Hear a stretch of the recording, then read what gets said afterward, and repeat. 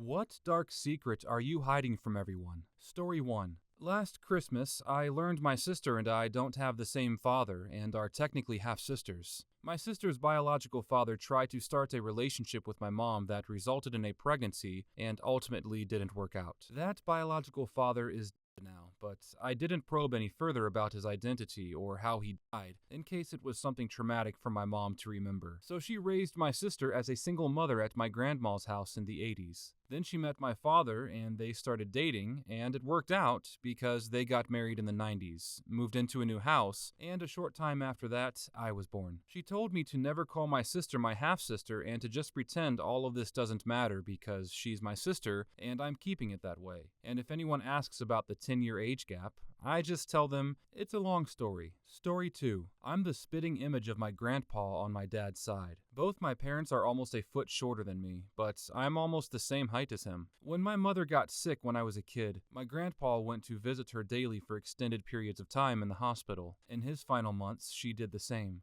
After he passed, we found out he kept a whole other family on the side in secret. Looking back at my dad's military deployment history, it would also be dicey if she could have gotten pregnant by him around the appropriate time. Based on a collection of various hunches, I'm fairly convinced I'm the product of an affair between my mother and supposed grandfather. More disturbingly, this would probably be one of the most lighthearted revelations about my family. So your dad is actually your half-sibling? That's something. Story 3. When I was young, probably around age 9 or 10, I was walking home with my dog from a house around the block when he cut the corner and walked diagonally through the yard of this super mean old lady who lives at the end of our street. She was in her yard at the time, tending to these really fancy-looking rose bushes she had growing in beds along the border with her neighbor. My dog was a very friendly golden retriever who didn't even really come near her, and certainly didn't do anything threatening. But she sprayed the out of him with some kind of insecticide or other chemical she was using on her roses. I ran back home with the dog and hosed him off.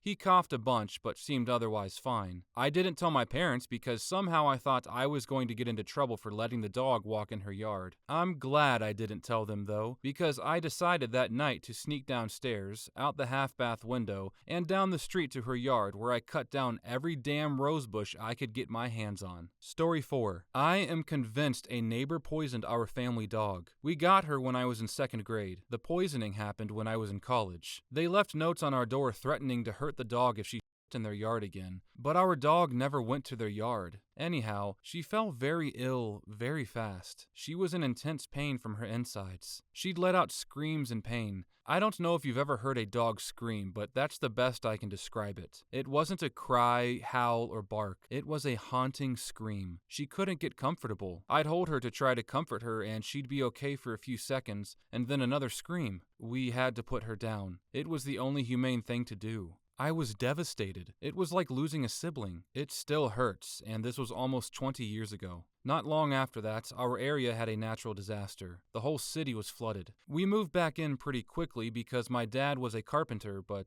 most people took longer to return, including that neighbor. Let's just say every snake, reptile, rat, or any other nasty creature that my crazy dad came across, and there was a lot due to the disaster, was brought straight to their yard and inside their house. For months. I smile to imagine the house of horrors that they returned to. It still wasn't enough, though. In another world, I'd love to burn them inside their house. But alas, civilization. Story 5. I make up lies about what I do on the weekend. Usually I don't do much, and I'm very content with that. Others are always asking me what I'm doing, and I never had anything to tell them. I make up lies to get out of phone calls, or plans, saying I'm out of town or with friends. I love just being left alone. Story 6. I have a secret fantasy life, populated with imaginary friends. It started in grade school, and I have continued all my life. I'm in my 50s now, and still prefer to be alone in my imaginary world instead of being with my family or friends. I can't even tell my psychiatrist because I'm afraid he'll lock me up or give me drugs to make it all stop. Story 7. When I was 16, I conspired with a addict I met online to help me off myself with and dump my body in a dumpster in exchange for my valuables. I lived in a small town and he was in a bigger city where my school had an upcoming trip. We planned for me to slip away during the trip and meet up with him to do the deed. He chickened out last minute and ghosted me. Story 8. When I was a teenager, I worked at a novelty tourist shop near me. Being the idiot that I was, I stole a wad of cash from the store. It was $100. I told nobody, but they knew it was missing. Right about the same time, a coworker who was always trying to get me fired was telling someone she got about $100 in tips from her other job. They ended up firing her because they didn't trust that it wasn't her. Story 9. Not super dark, but mine is also stealing from my employer. It was a seasonal job, and they told people if you came back next season, you'd get a raise. Next season, I got a 50-cent per hour raise and mentioned it to a couple other people who had also returned, who it turned out didn't get a raise. They went and complained to the boss, who then took my raise back and gave them each 25-cent raises. I argued with the boss for a bit, but eventually just decided I'd steal a few bucks per shift to make up the difference. Story 10. I've struggled with disordered eating for at least a decade. It ebbs and flows. I know it's unhealthy, but the toxic part of me loves the feeling of being empty. Several years ago, it was really bad. I was at my lowest weight ever. I had brain fog, difficulty breathing. When I started eating again, my stomach would get really bloated, even if I had only eaten a small amount. I gained weight in the last year or so, and my depression and anxiety got really bad for a while. My family thinks I don't want to spend time with them. However, I just wanted to stay home because trying on my clothes and the idea of being in public made me want to end myself. It was easier on me mentally to just stay home. Unfortunately, I can feel myself slipping back into my old disordered eating habits. Story 11. A man broke into my home about 10 years ago. Well, kind of. He knocked, I answered the door, and he pushed his way in. He spoke about the 4 horsemen of the apocalypse and tried to extort me for protection, or he and his brothers of doom would come and kill me. He was huge.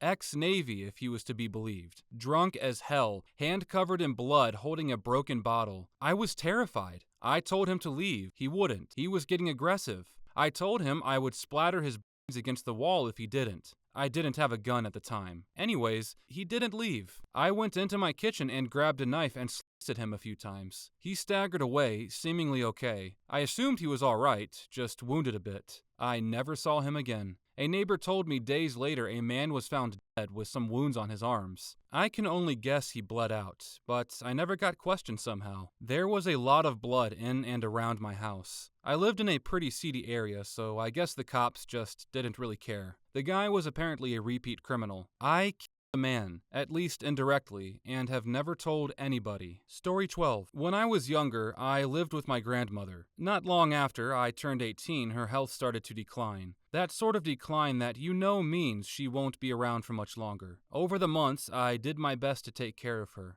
getting her to the hospital when she needed to, and other things. We had someone come every day to help her with things I couldn't. Well, what my family doesn't know is that the night she passed, I was in the living room watching TV. My dog was in bed with my grandma, and I started to hear him whimper and bark. I knew what was happening. I knew that if I acted, I could potentially save her. I didn't want to watch her suffer anymore, though, to watch her live with so much pain and unable to do anything for herself anymore. So I made the choice to let her pass before making any calls. She lived 92 years, and the only regret I have is that she passed a month after I would have graduated if I hadn't been kicked out of school. She had been in good enough health at the time to go to my graduation. I still kick myself for how stupid I was back then. Edit. I did not expect this much support. Thanks. I'm not too torn up about letting her pass. I knew it was for the best. She was such a great person. She didn't deserve to live in such a poor manner any longer than she already had. I don't regret what I did. I regret what I had done that got me kicked out of school, that I didn't try and make it to graduation for her. I think I've lived my life so far in a way that she'd be proud of. Not graduating before she passed is the only regret I really have in this life so far, and I'm 35 now, so I think I'm doing pretty good. I just hope someone has the balls to let me go like this. Story 13. It's heartbreaking hearing of so many people who were essayed as children and feeling like they have no option but to hide it, lest it cause irreparable rifts between friends, family, and other close ones. Just want to let all of you affected by this know that if you did go public, you're not the cause of any conflict, no matter how anybody else paints it. You were the victim of one of the most heinous things one human being can do to another. The source of conflict is all down to whoever perpetrated the violence against you, and the shame should not be yours to live with. This is a nice thing to say. I once brought up a past trauma, and I had people telling me I was irresponsible for not speaking up because what if the person who abused me had gone on and abused other people because I didn't try to stop them? Fuck these people, honestly. Story 14. It's not my secret, but my mom's. And I'm not hiding it from everyone, just the person who it potentially matters to the most. When my mom was in high school in the 60s, she had a long-term serious boyfriend named Jimmy. They were each other's first. They were together for years and were planning on getting married. He went away to college. My mom stayed behind, but they were still together. You know what happened next. He cheated and got the new girl pregnant. He comes home to break the news to my mom. Was not legal at the time. He basically says that he wants to be with my mom, but he has no choice but to marry this other girl. My mom was devastated. Here's the secret. My mom was also pregnant by him, but hadn't told him yet. She decided she was never going to tell him. Jimmy went on to marry the other girl and never knew my mom was also pregnant. She told me that she later threw herself down a flight of stairs to cause a miscarriage. My mom actually reconnected with Jimmy during the early days of Facebook. She didn't have an account, but asked me to look for him using mine. He was still married to the same person. My mom was married to my dad. They wrote to each other for a while, using my account.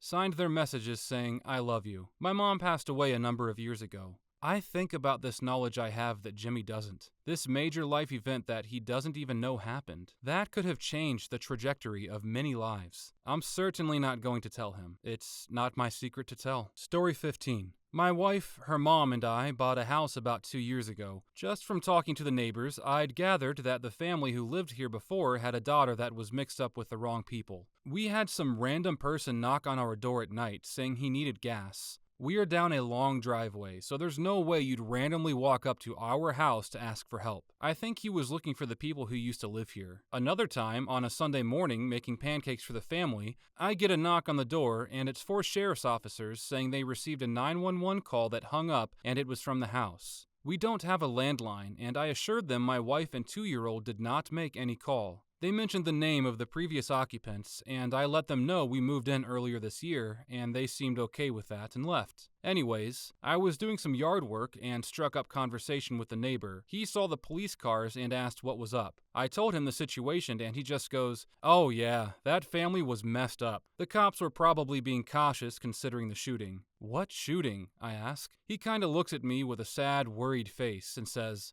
"The shooting in your house." "Wait, what?" I say, truly baffled. He then proceeds to tell me that about 2 years before, the father in the house confronted his daughter and boyfriend he didn't like and shot and killed the boyfriend in the house. Our state doesn't have a disclosure law, so we never knew. I was blown away. All the strange happenings kinda made sense now. He said the friends of the victim had kinda terrorized them for a while because the police were taking so long to press charges. Slashed tires, midnight fireworks, odd shit that the neighbors hated. I was shocked, but just said, "Wow, that's crazy." But hey, do me a favor and never tell my wife or mother-in-law about that day. They are a little spooked by things like that. So the too long didn't read is that we live in a house, and I'm the only one of my family that knows. Story 16. My PTSD isn't getting better. I have nightly nightmares of the industrial accident I was in. I see my coworker ripping his burnt face off every night. I no longer scream in my sleep because of it. I'm no longer terrified by it. Even though I know it's not my fault, I feel an enormous amount of guilt for what happened to him. Sometimes when I'm not sleeping, I'll hear the scream he made in the distance, and it'll make my blood feel like ice.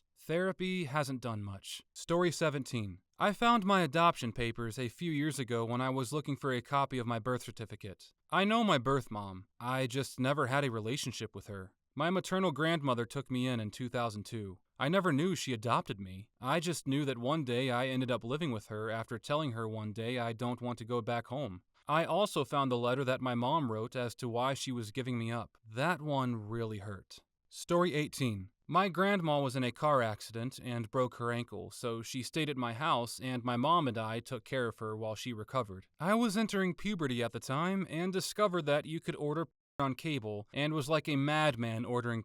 The bill that month came out to $500. My mom thought it was my grandma because her novellas were on channels 50 to 60 and the was 500 to 600. I've literally never told anyone to this day. Edit. I am Latina and for women is still pretty taboo in my culture, so that's why I'm so scared to tell anyone. Even if my mom and I are pretty open with each other, I'm still embarrassed. However, my grandma passed away in 2019, and I felt compelled to tell my secret. But my mom sees that story as a funny memory she has of my grandma that she likes to look back on and laugh about, so I don't know if I should. Story 19. In high school, I was a super good kid. Straight A student who loved homework, keeping out of trouble, and who was quiet as hell during class. So anyway, there was this guy who was also in AP classes with me, but he was super loud and obnoxious, but would pull stunts in such a way that he would have some margin of plausible deniability. Though we never spoke, I'm not sure he even knew I existed, he rubbed me the wrong way. Maybe it was from one cold day when this other girl in our class had her